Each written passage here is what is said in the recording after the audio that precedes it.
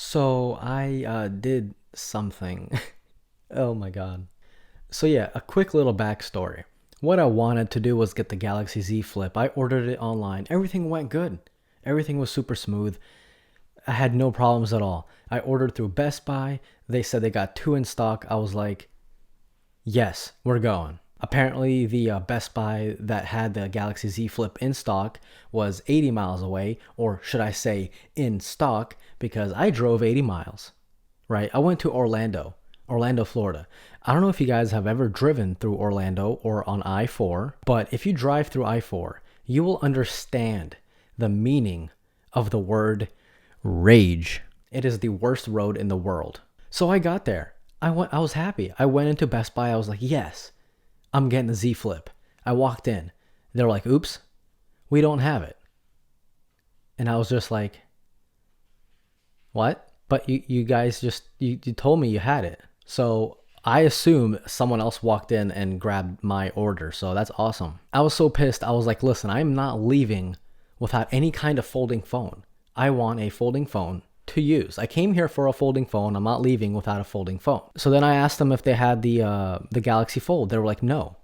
I was like, what do you guys have other than TVs? So they looked online. They're like, the nearest Best Buy about 10 minutes away has the Galaxy Fold unlocked. I was like, okay, please call them and make sure. Do it. So they called them and they confirmed it. They have it. So I right there that same second I went on my phone and I ordered it for in-store pickup. I drove there and I picked it up and now I'm broke. Now, why did I get this phone? Well, because I wasn't leaving without a folding phone. I just told you guys. Were you listening? Anyway, the Galaxy Fold 2 is supposed to be coming out this summer or maybe around the time that the Note 20 comes out. So I think it would be cool to compare these two. And plus, I never had a folding phone before. So I was just like, hell yeah, let's do it. Let's spend $2,000, $2,100 in fact. Oh God. Now, when this thing first came out in September, I was just like, this thing is stupid. No one's gonna buy it. It's stupid. It's 2 grand. What idiot is gonna spend 2 grand on a phone? Me. Now, I didn't do an unboxing video because there are millions of them out there. Just kidding. Samsung didn't even sell a million of these phones. Ouch. But to be honest, I just wanted to do my first impressions. And by the way, speaking of first impressions, every other phone I got, my first impressions lasted like a couple hours. And then I kind of started to get mellow. I started to calm down. The first impressions kind of started going away because all phones are really the same. The only thing that changes in day-to-day modern phones is the camera housing, the whole cutout, maybe a little bit thinner bezels, but that's pretty much it. Same rectangle body, same pretty much everything. But this phone, ladies and gentlemen, this phone kind of changes everything. I've had this phone for a little under, actually, literally 24 hours now. And my first impressions are still kicking in. Like, I'm still at the honeymoon phase of this phone. The first thing that caught my eye was the retail packaging. I mean, it looked like I was, like, I don't know. It looked like I won something big and it's only for me. Like, the custom box and everything is amazing. You get the Galaxy Buds. I totally forgot about that. You get the Galaxy Buds in the box. Yes, it is the Galaxy Buds 2, not the Plus. Or the Galaxy Buds 1 and not the Plus. But still, free Galaxy Buds. Hell yeah, why not? And then you also get the sick killer carbon fiber case that comes in the box as well. It really looks like it's made from Pitaka if you guys have ever seen those cases. I mean, it's like one-on-one the same. It even has this cool little fold, little like insignia kind of button on it. I don't know if you guys can see that, but it is, I don't know, it's just so awesome. Now, when I actually held the phone in my hands, obviously you get it like this in the box. When I held the phone, I didn't even turn it on yet. You guys don't want to know what I did? I did this. Just put your volume up. You're going to thank me. You ready? It's just the most satisfying thump ever. I did that for like 5 minutes and then I was like, let me turn it on. Let me play around with this thing for a little bit. I thought this thing would be a little more fragile, but this thing is actually built really well. Like, I was surprised. I had a bunch of people DM me yesterday when I bought the phone. They asked me like, how is it, does it feel cheap in the hand? How is it like hold up? How is there any flex to it? Because, get it, because it folds.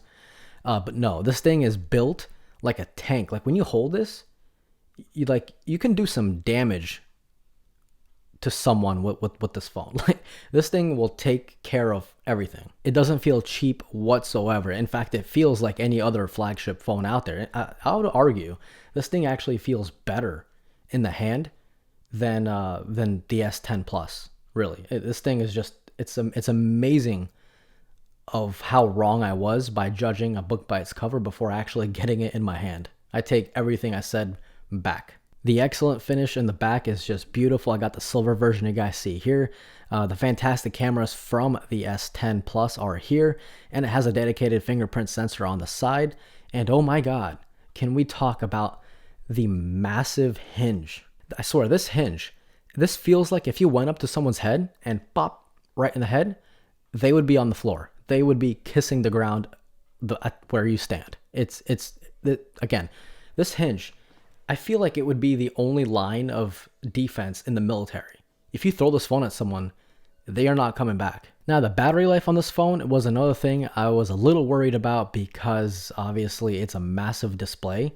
I mean, God. But I unplugged this phone at 6 in the morning, and right now it is 4:18 p.m. and the battery's at 38%, and my screen on time is 4 hours. So it's, I could probably get around 6 hours of use out of this phone, which is, again, that's really good because my S10 Plus also gets around 6 hours. And this thing is obviously a much bigger display to push. In fact, there's two displays. So, and by the way, I have the always on display turned on because, listen, if I paid $2,000 for a phone, I'm going to use it. So the battery is okay. It's fine. I mean, I definitely might need to, top up a little bit, as the day goes by, but nothing too crazy. It's, not bad. Now, speaking of a small display, at first, again, when this phone first came out, I looked at it on a bunch of YouTube videos, and this display, let me just turn it on for you guys, is small, okay? You're not going to impress anybody with this display. But to be honest, I actually use this display a lot. Like, for everything that doesn't include like watching videos, I use this display. So for Twitter, for Instagram, Snapchat, pretty much all my basic day-to-day things, I use this display. The only time I open it up is when I want to type something or when I want to watch a video. Other than that, if I even want to send a quick text message, I just use voice to text or Google keyboard voice to text, and it does a fine job. This display is actually not that bad. In my opinion, I think a design like this is better than a design like the Galaxy Z Flip. And no, I'm not just being salty because I didn't get it. I genuinely think a design like this is better because you pretty much have a tablet. You have a multimedia tablet, right? And then when you want, you just close it up, and then you got like a little tiny screen phone. But the thing is that you get something big to fold up and put in your pocket. You know what I'm saying? But the Razr and the Z Flip is just a same size phone, but it folds in half into like a square. So I don't know. What do you guys think? Let me know in the comments below. Would you rather have a tablet that kind of, that you can fit in your pocket, or would you rather have like a normal phone that folds in half? Serious question though, let me know. Now I'm going to give my full honest thoughts and opinions after I use this phone for a little bit, because right now I'm still in the honeymoon phase, so I think I probably like everything about the phone. But we will see when time goes on. Like I said, give me about a week and a half, 2 weeks. I'll give you guys updates on how I like the phone. Is it worth the price tag? Stuff like that. Because I don't want to get too ahead of myself in this video and say a bunch of stuff that just won't be accurate, again, because I'm in the honeymoon phase of this phone. I'm still getting the Galaxy Z Flip whenever it decides to come out again. I don't know. Not through Best Buy. I know that for sure. I'm not going through Best Buy ever again. I'm going to order straight through Samsung. I clicked a little button where it says notify me, whenever the new stock comes out. So hopefully I get it soon. I don't know. And then I'm also getting the Galaxy S20 Ultra next month when it comes out. Actually, in like 3 weeks. No. Yeah. A little less than a month. But this fold is just, I could see why it's worth $2,000. Okay.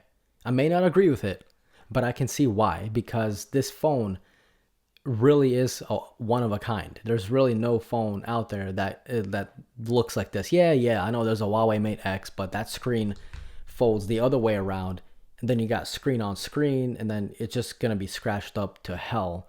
And honestly, this is a more refined version of what I think a foldable phone should be like. So I could see why it's 2000, but like, do I agree with it? So hey guys, this was it. This was kind of my first impressions of the Samsung Galaxy Fold. Fantastic phone. I mean, damn. If you guys got any questions, feel free to follow me on Twitter, Instagram, hit me up on there, or hit me up a comment down below. This was Mark from Mark's Tech, and adios.